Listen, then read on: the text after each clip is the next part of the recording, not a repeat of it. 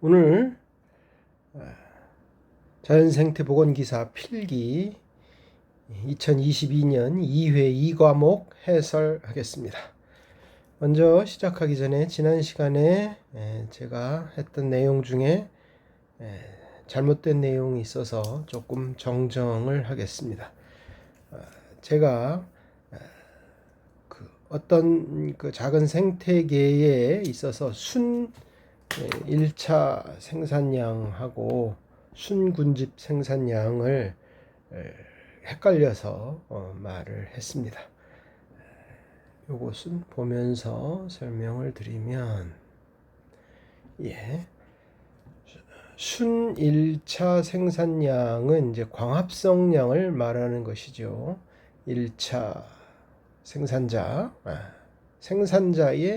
생산량이니까 광합성이고, 여기 net primary production이고, 그 다음에 총 생산량은 gross primary production인데, 거기서 호흡량을 빼면 이제 순 1차 생산량이 되겠습니다.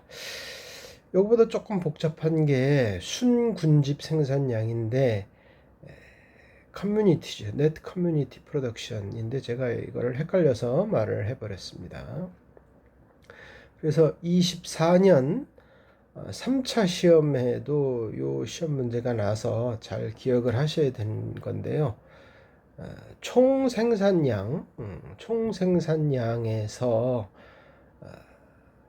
식물 호흡량과 1차 소비자, 이를테면 메뚜기라든가 토끼라든가 이런 1차 소비자의 호흡량을 뺀 것이, 이 두 가지를 합쳐서 뺀 것이 순군집 생산량 이게 되겠습니다.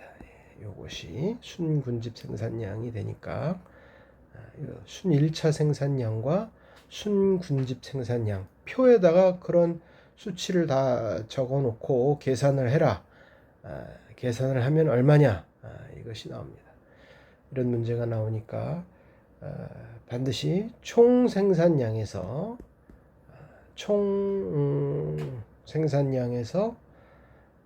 gross primary production이죠. 생산자의 생산량에서 식물 호흡량과 1차 소비자의 호흡량을 더한 것을 빼서, 이게 이제 community respiration이죠. 군집의 호흡량, 이걸 빼서 순군집 생산량, 네트 양을 구하시면 되겠습니다.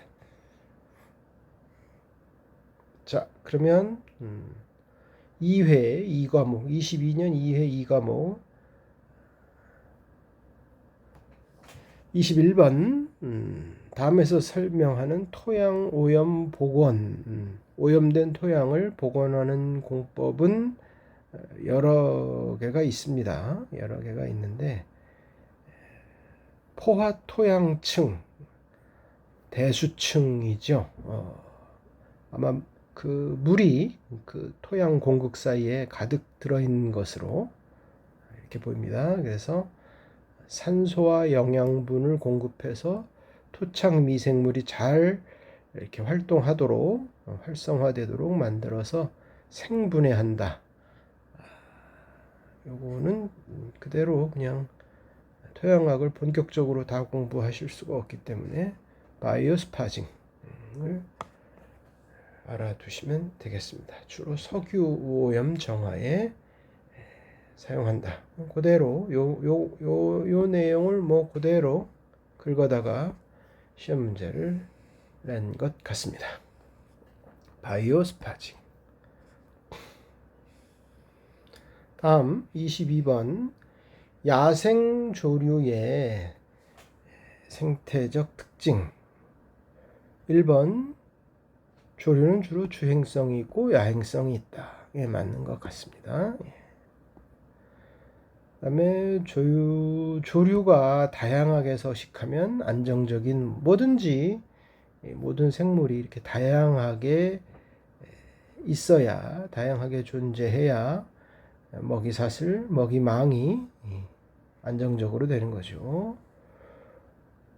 행동권이 연중 일정한 것도 있고 계절에 따라 바뀌는 것도 있고 당연하죠. 철새도 있고 뭐 또 계절에 따라 바뀌는 것도 있고.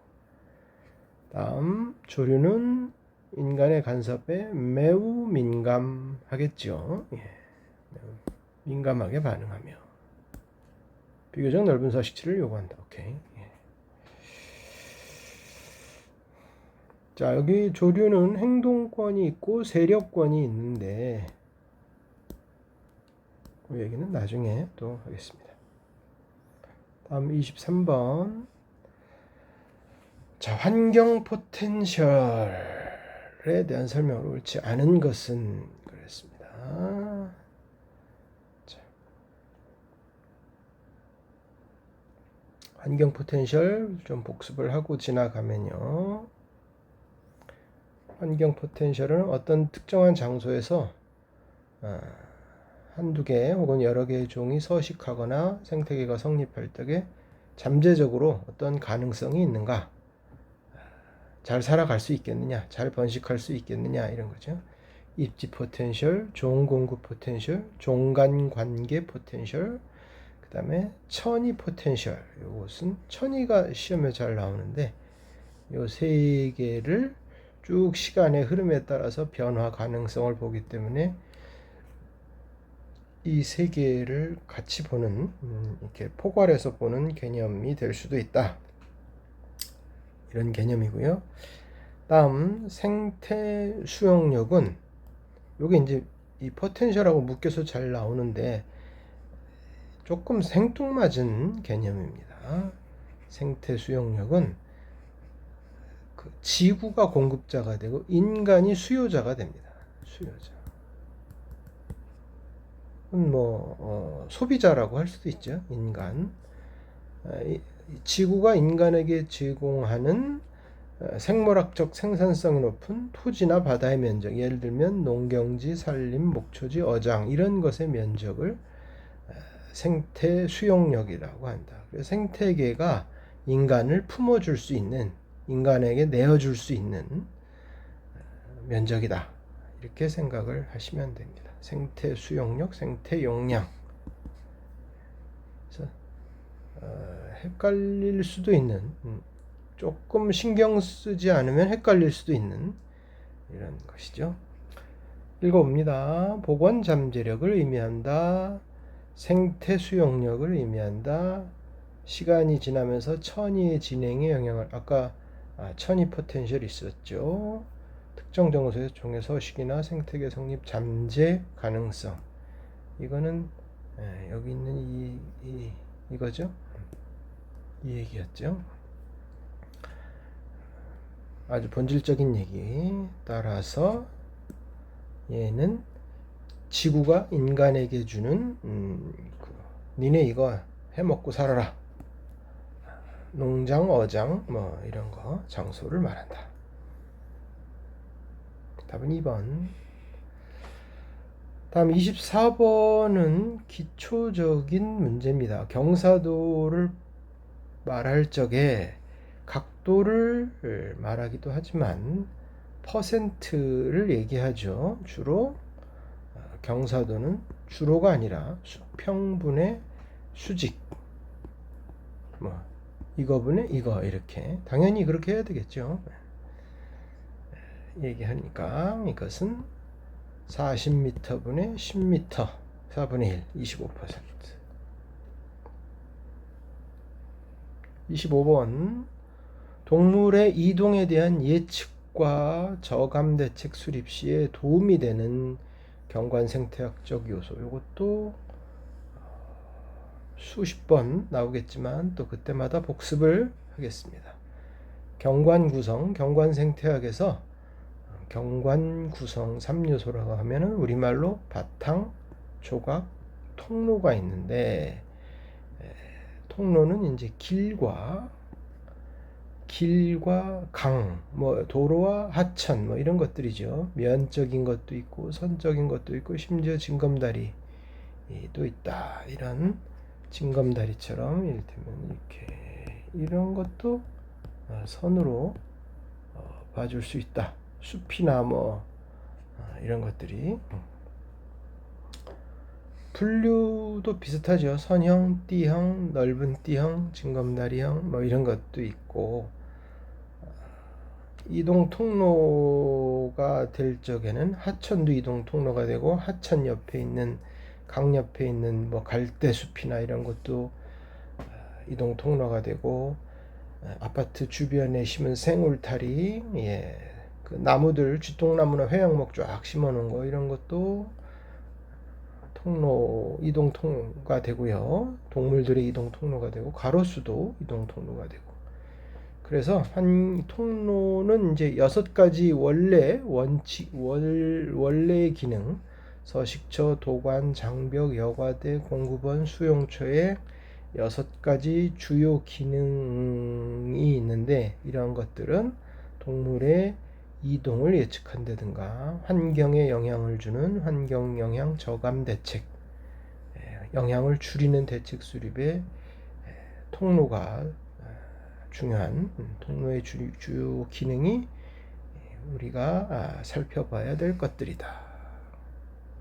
그래서 통로에 대한 이런 기능과 주요 기능과 그 특성을 잘 알고 있느냐, 코리더에 대한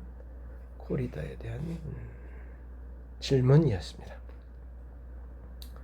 26번 제5차 국가환경종합계획상 국토환경관리의 기본 원칙.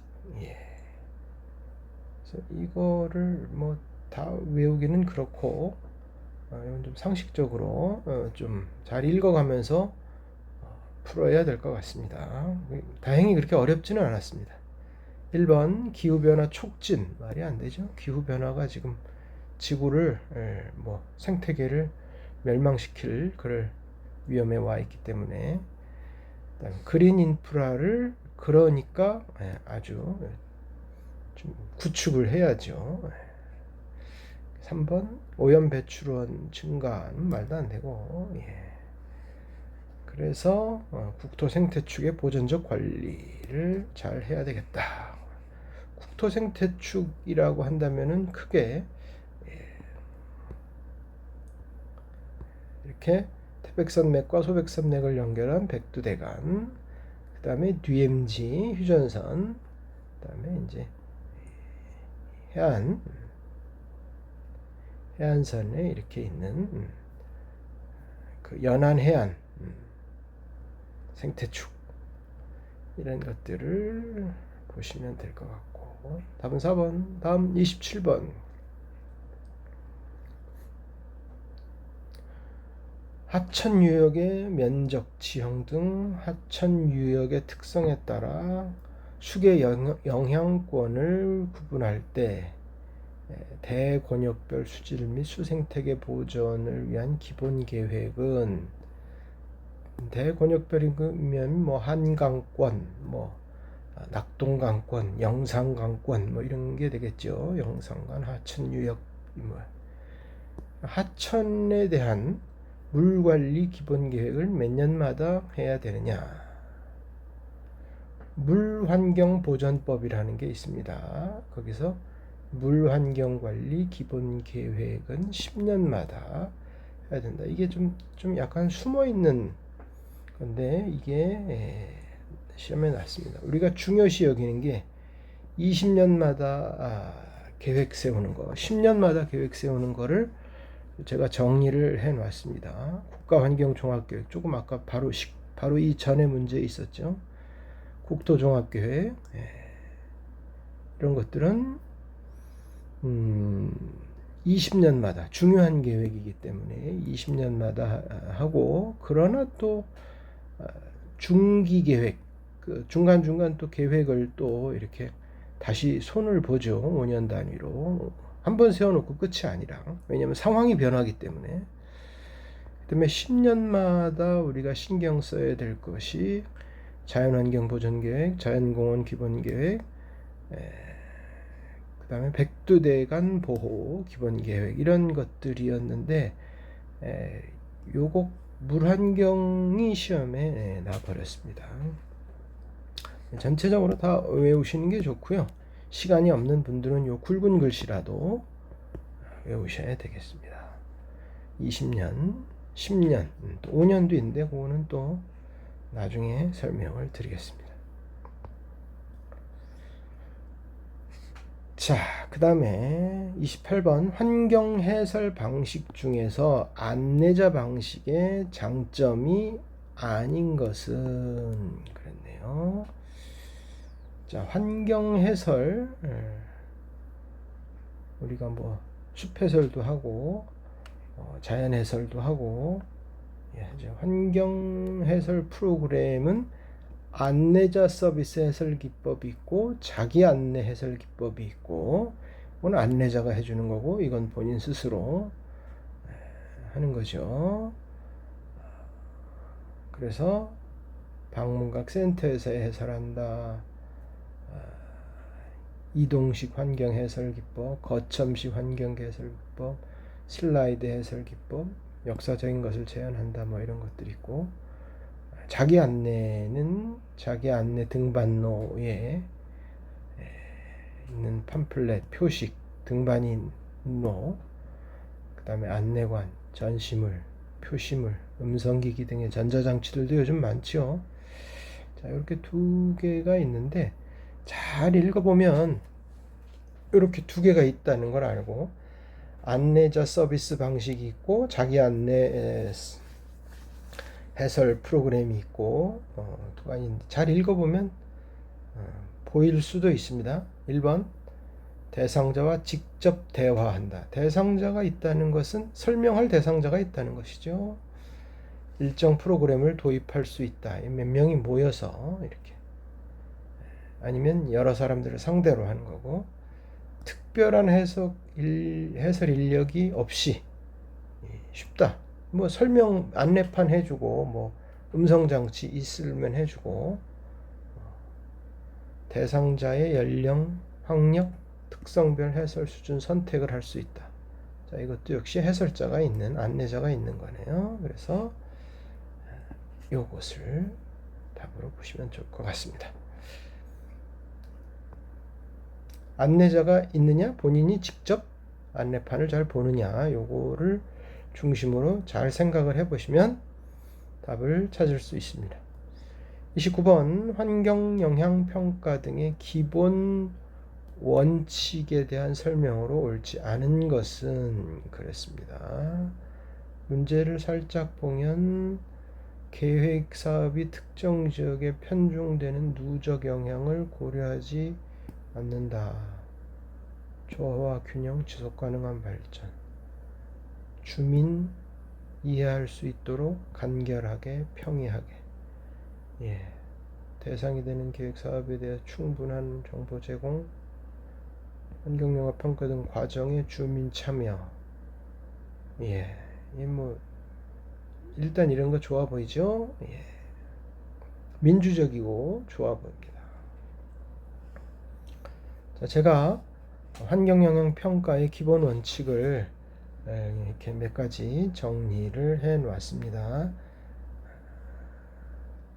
보전 개발, 조화 균형을 이루는 지속 가능한 발전 하나. 두 번째, 과학적으로 조사 예측된 결과를 근거로 해서 경제적, 기술적 실행 범위를 하고, 충분한 정보 제공해서 주민이 참여한다. 지역 주민이 이해가 쉽고 그리고 간결한 평이한 작성. 그 다음에 특정 지역 시기가 집중될 때 누적적으로 그 개발이나 이런 것들이 특정한 지역, 특정한 시기에 너무 집중됐을 때 그 지역에 너무 그것이 집중적으로 누적이 되면 그 지역이나 그 지역 주민들 혹은 생태계에 안 좋을 수가 있는 거죠. 민감 집단.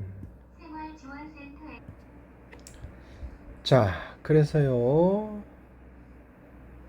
자, 그 얘기가 있었죠. 전혀 반대로 써놓은 거. 누적 영향을 고려해야 한다. 1번. 30번. 문제 보겠습니다. 자, 자연환경 보존 기본계획 10년마다 하는 것이죠. 옳지 않은 것은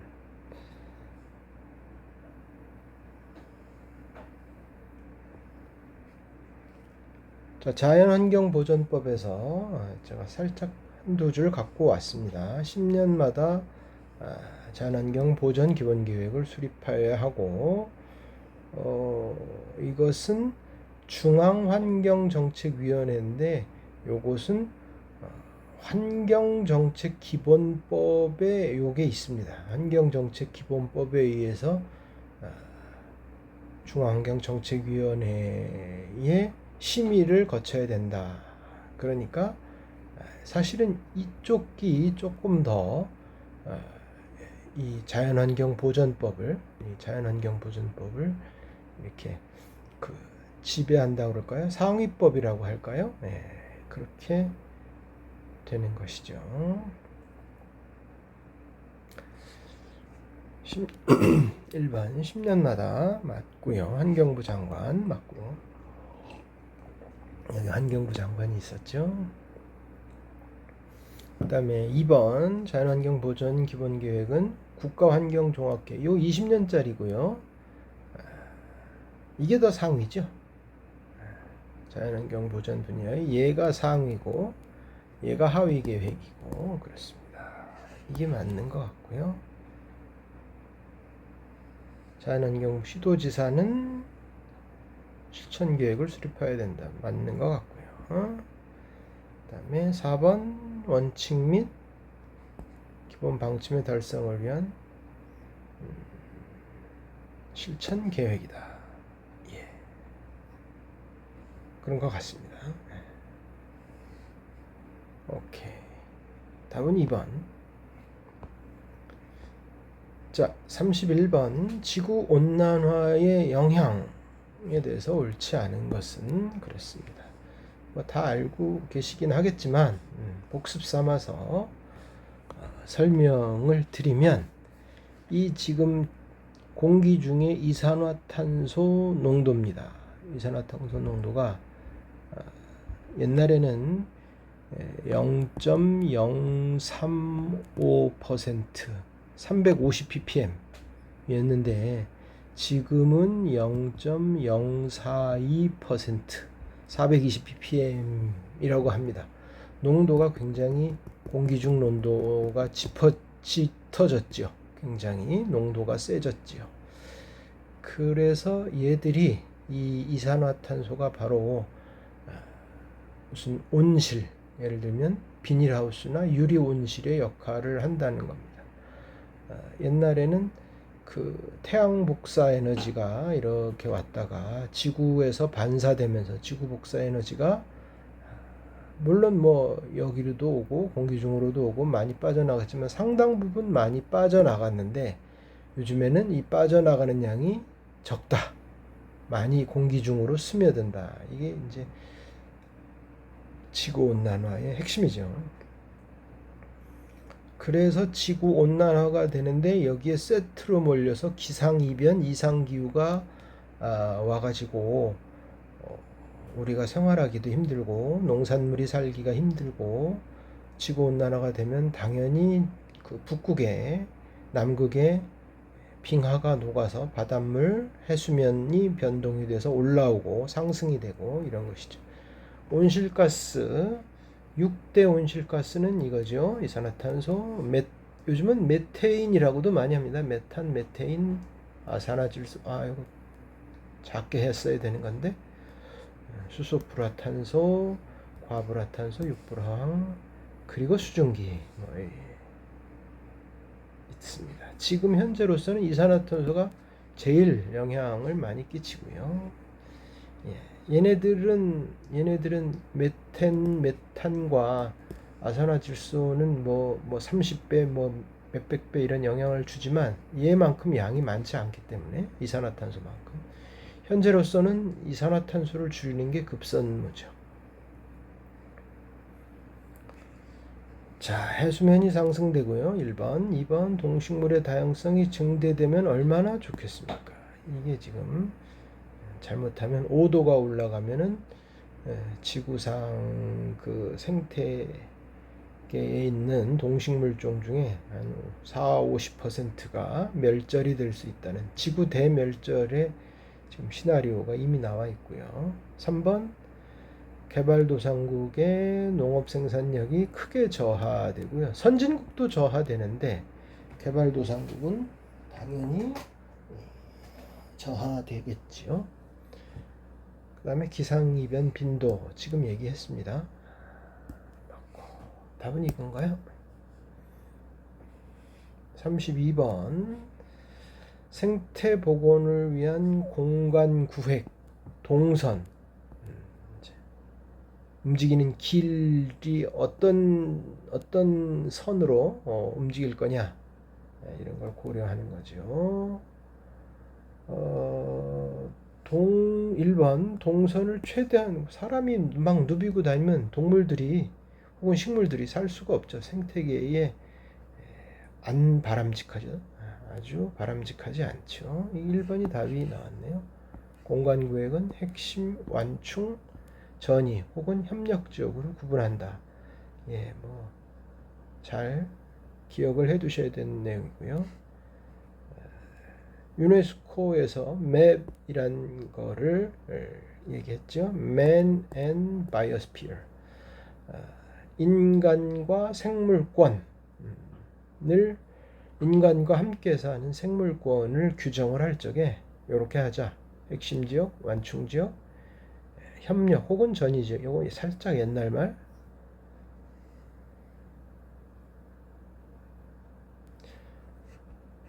자, 그래서 목표종, 우리가 살리고 싶다거나 보호하고 싶다거나, 이런 것들은 핵심 지역으로 집어넣어서 사람이 잘 접근하지 않도록 이렇게 하는 게 좋겠고, 핵심 지역 맨 안쪽이죠. 핵심 지역, 완충 지역, 협력 지역.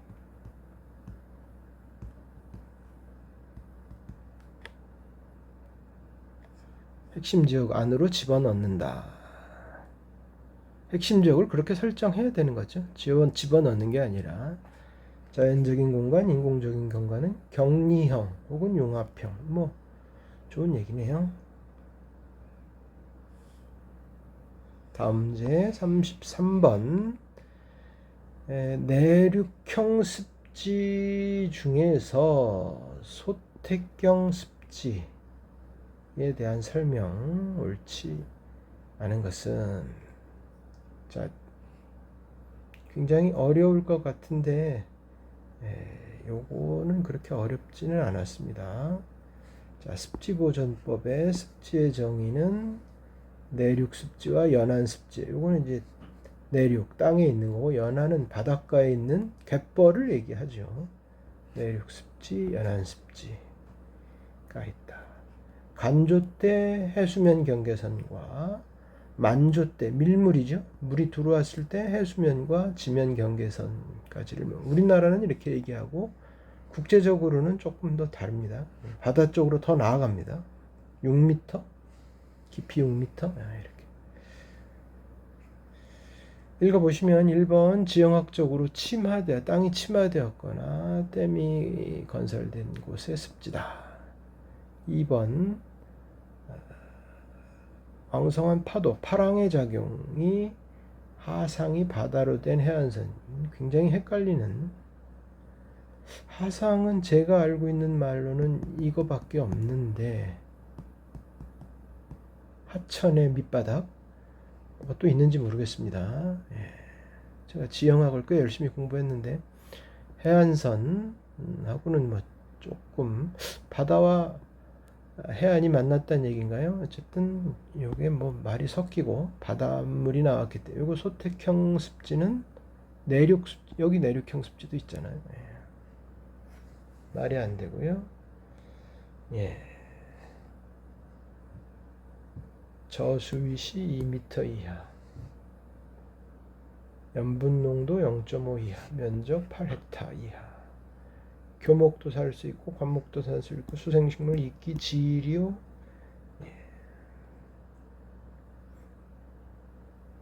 염도는 0.5% 이하. 바닷물은 훨씬 더 세죠. 바닷물은 뭐 한 2.5%, 3% 될까요? 예.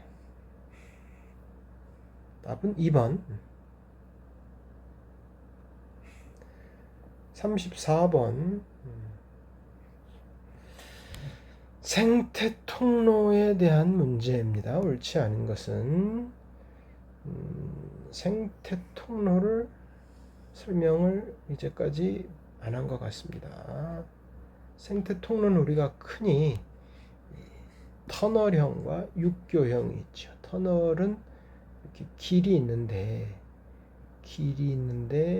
이렇게 길에 자동차가 이렇게 지나가면요, 요 밑에 이제 터널을 뚫어서 동물이 지나가도록 이렇게 해주는데, 제일 신경 써야 될 것은 저 뒤에 저 건너편이 여기가 보여야 된다는 겁니다. 보여야. 보이지 않으면 동물들이 무서워서 이 안으로 들어갈 수가 없고요. 가능하면 여기다 물길을 이렇게 내줘야 그 물을 좋아하는 동물들도 지나갈 수 있고, 물이 너무 많이 지나가면 여기다 이렇게 선반 같은 거를 한쪽이나 양쪽에 해줘야 또 물을 싫어하는 애들은 또 그 위로 이렇게 지나갈 수 있고, 개방도가 확보되어야 된다. 이건 나중에 이제 문제가 꽤 있습니다. 단면적을 길이로 나누어서 개방도가 0.7 이상이어야 동물이 지나갈 수가 있지, 안 그러면 동물들이 여기를 들어가기를 꺼려한다, 이런 얘기고, 생태 통로 중에 육교형 고속도로를 이렇게 쫙 가다 보면, 내가 길을 달리고 있는데 여기 이렇게 산이 이렇게 뚝 잘려 있는 게, 누가 봐도 산을 잘랐다는 게, 지금 이제 이거는 위에서 본 그림이고 이거는 옆에서 이렇게 고속도로의 차에서 본 그림, 누가 봐도 산이 이렇게 있었던 거를 잘랐다는 걸 볼 수 있죠. 길은 계속 이렇게 가고 있고요. 거기 여기에다가 이렇게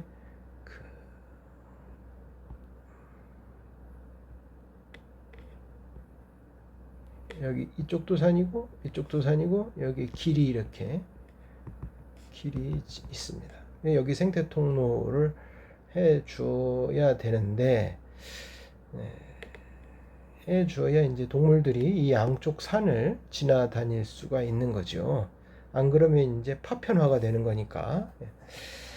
그래서 옛날에는 7m였는데 지금은 이 중앙부가 10m는 돼야 된다. 여기가 폭이, 너비가 10m는 돼야 되고, 100도대가는 훨씬 더 크게 30m로 하고, 근데 나무를 조금 심어 놓는 게 좋죠. 나무 풀, 그다음에 나무 무더기, 돌 무더기 이런 게 하는 게 좋은데, 너무 많이 심어 놓으면 역시 개방감이 없어서 동물들이 들어가려고 하질 않는다. 그래서 적당히 해라, 이런 얘기죠.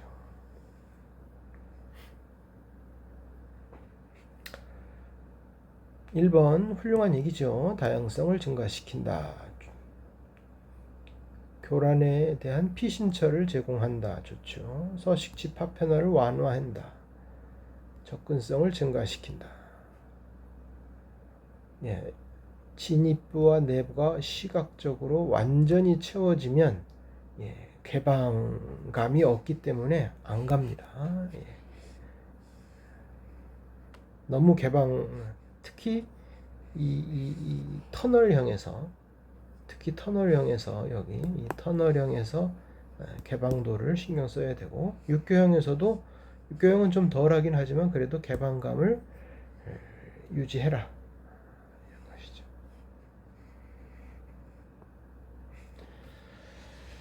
자, 습지인데요.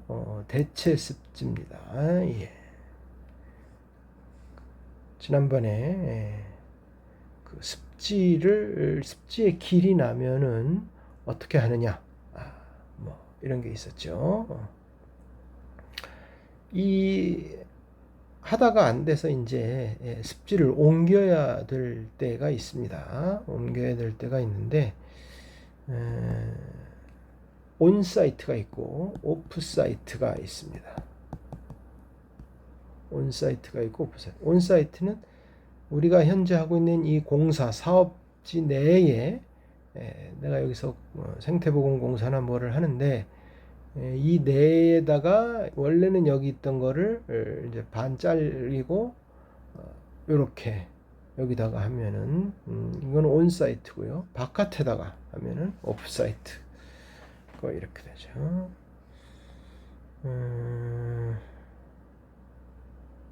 그래서 훼손된 습지가 기능을 유지를 조금이라도 더 했으면 좋겠고 동일 유형 내의 대체 습지를 그러니까는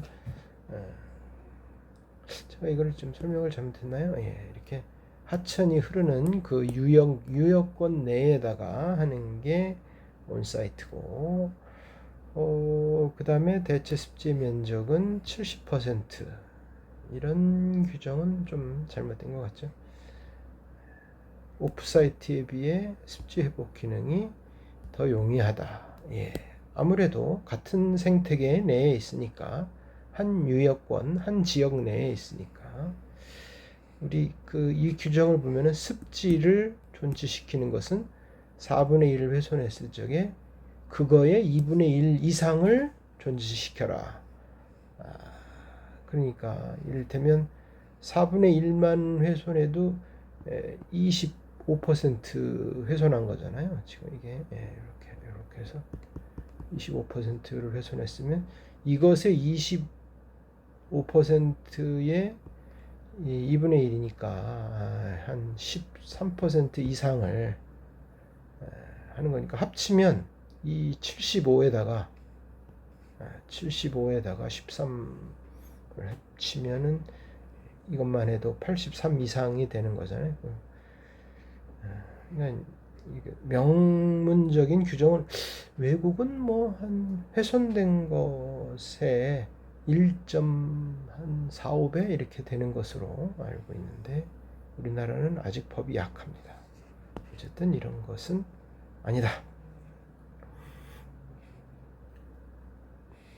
36번 보겠습니다. 자, 지금 국가환경종합계획 20년마다 하는 것이죠. 환경관리 7대 핵심 전략. 이거를 좀 외우기가 불편합니다. 이걸 다 뭐 외울 수도 없고 2020년부터 2040년까지 20년간 종합계획이 잡혀져 있는데 7대 핵심 전략이 있어서 가져오긴 가져왔지만 이거를 다 외울 게 한두 개가 아니라서 국토 생태 용량을 확대시킨다, 물통합 관리를 한다, 미세먼지 등 국민 건강을 보호한다, 저탄소, 환경정의, 녹색 순환경제, 한반도 환경 공동체 이렇게 돼 있거든요. 그래서 이거가 아닌 것을 찾으면 미세먼지, 고품 지역별 특성, 저탄소, 지속 가능성, 삶의 질 제고, 생태 용량 확대. 생태 용량 확대는 여기 있네요. 저탄소도 있고요, 미세먼지도 있고.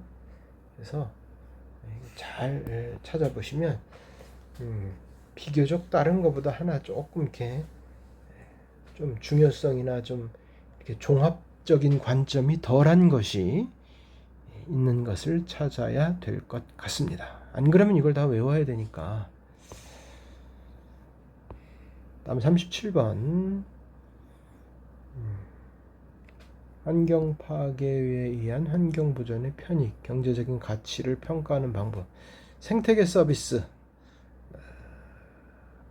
가치 추정하는 방법은 뭐 쉽게 말하면 수십 가지가 있죠. 여행 비용도 있고 지불 용이액도 있고 속성 가격이 있고 근데 이제 요 환경 용량이라는 것은 우리가 왜 이 숲에 이 숲은 뭐 예를 들면 북한산 전체 숲은 뭐 그 멧돼지를 몇 마리를 수용할 수 있는 한계, 이 스스로 정화 복원해서 환경의 질을 유지할 수 있는 한계, 이런 거를 얘기하거든요. 그래서 이 지금 생태계 서비스 가치 추정 방법은 너무 많아서 이것도 다 외우시라고 하기가, 한번 눈에 한번 익혀 뭐 해도닉 같은 거는 좀 특별한 거니까 조건부 가치 측정, 시장 가격, 여행 비용, 편익 비용, 비용에 비해서 편익이 얼마나, 편리함과 이익이 얼마나 되냐, 순현재 가치, 이런 거를 한번 내가 그 돈을 내고 그 숲에 가보거나 아니면 그 숲 주변에 가서 살 용의가 있느냐, 뭐 이런 것 같습니다.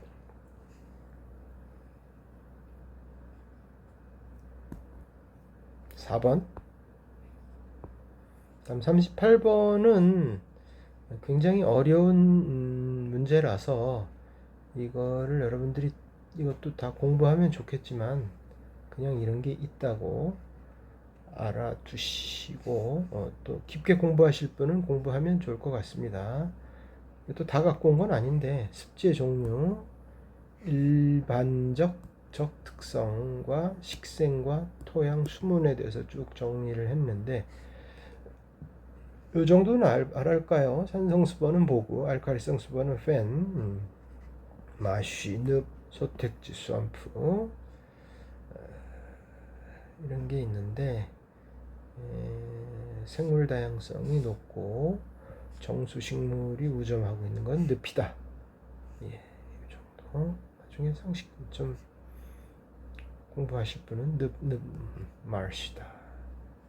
나중에 좀 더 공부를 하게 되면 하시기 바랍니다. 이런 문제가 나와야 되는데, 맵 아까 했죠. 유네스코의 개념 Man and Biosphere, 인간과 생물권, 핵심 지역이죠. 핵심 지역. 예.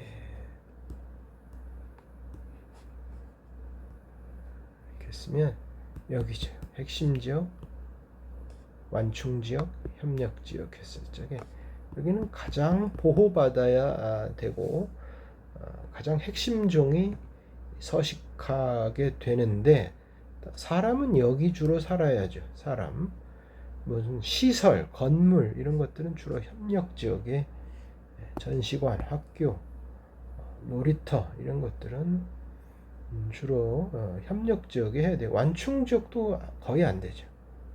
관찰로는 우리가 가능하면 피해를 안 주는 그런 한도 내에서 관찰로가 필요합니다. 어차피 뭐 이렇게 예를 들면 생물을 구하러 간다든가 산불이 난다든가 하면 길이 있는 게 오히려 더 이게 이제 자연을 파괴할 수도 있지만 도움이 될 수도 있습니다.